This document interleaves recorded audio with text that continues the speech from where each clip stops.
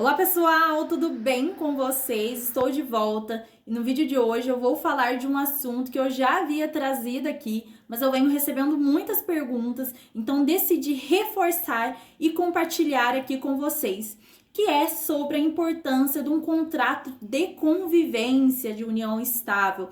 Sim, gente, convivência de união estável.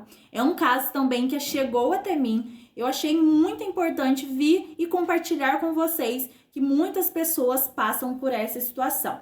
Então, uma devida pessoa me procurou para a realização de um contrato de convivência, que no caso em si, eu não vou trazer detalhes, mas no caso em si, não haveria possibilidade de um instrumento público, um contrato público de convivência, que teve ali os seus empecilhos, mas a gente fez ali um contrato particular de união estável, né? A gente sabe que o contrato particular também é válido, embora tenha os seus efeitos ali limitados, mas não vamos entrar nesse ponto. Fizemos ali o contrato particular de união estável. Mas, Silvana, qual que é a importância do reconhecimento da união?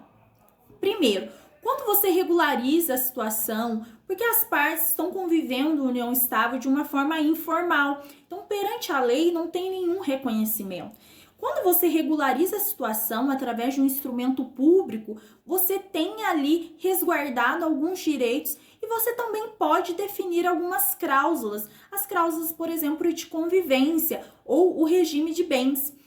Nesse caso que eu fiz, é muito interessante que a gente definiu ali algumas questões de convivência e até mesmo a lei prevê que se possa colocar uma cláusula ali penal de indenização. Então, eu decidi compartilhar com vocês. Então, quando você faz um contrato particular, público de união estável, particular, mas o público que é mais usual de união estável, primeiro que você pode definir o regime de bens. Caso contrário, se não existe um documento, uma escritura pública de união estável, o regime de bens aplicado é da comunhão parcial de bens. Então, as partes que decidam regularizar podem escolher um regime diverso, o da comunhão parcial de bens. Pode ser definido também os bens que entrarão na meação, caso, por exemplo, escolha pelo regime de comunhão parcial, os bens que são particulares, que cada um adquiriu antes. Então, as partes podem definir em pleno acordo sobre essas cláusulas. Hoje em dia, é muito usual, está cada vez mais, que se coloque algumas cláusulas. Algumas pessoas podem achar que seja um pouco ousado, mas algumas cláusulas que estabelecem algumas questões de convivência, como, por exemplo, nesse caso, foi estabelecido e é legalmente aceito a cláusula penal. O que seria essa cláusula penal? Por exemplo, estipulou que se um dos companheiros trair a parte, né, quem dos companheiros que não cumprir ali e acabar traindo a parte, não cumprir ali com o dever ali de fidelidade, enfim, houver a traição de uma das partes, a outra, né, que foi traída, terá direito a uma indenização no valor de X.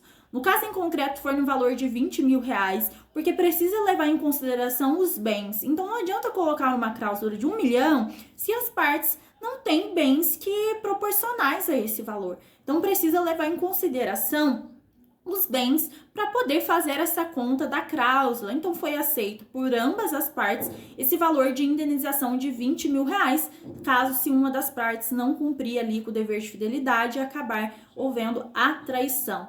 Outra questão também interessante foi que, se houver ali o fim do relacionamento, a primeira busca das partes para regularização será de forma amigável, né? Então, deve-se procurar primeiro de forma amigável e somente o último caso será que entrará ali na discussão na via judicial.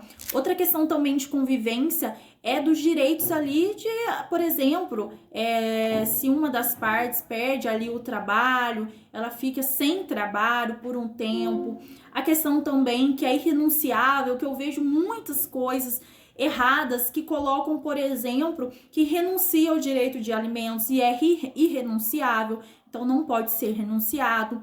Outra questão também que é proibido é renunciar ali a possível herança, porque não existe herança de pessoa viva. Então deve ficar atento a essa cláusula, porque muitas pessoas acabam colocando cláusulas que não é proibida. Então deve-se ter uma análise de um profissional da sua confiança para fazer ali um contrato, estabelecendo ali coisas da convivência, por exemplo, que ficou acordado entre as partes que durante a semana, em determinado dia, vai ter direito ali a sair com os amigos, enfim. Pode ser estabelecido cláusulas dessa maneira, que de convivência em relação ao casal, desde que ali não fere a legislação, o que a legislação prevê.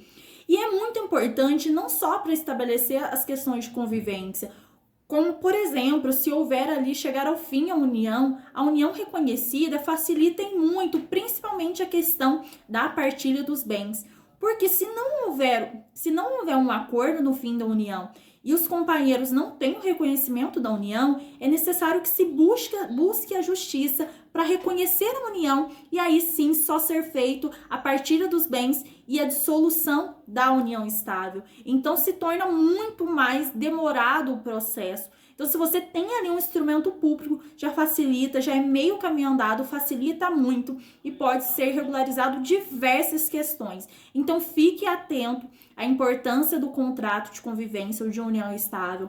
Se você convive em união estável, procure um profissional da sua confiança e se esclareça do assunto, porque influencia não só se chegar ao fim um relacionamento, mas também em questões sucessórias. De repente, se um dos companheiros vier a falecer, você vai estar prevenindo quanto a problemas futuros, e aí fica muito mais fácil de ser resolvido e financeiramente também fica muito mais barato. Ok, pessoal?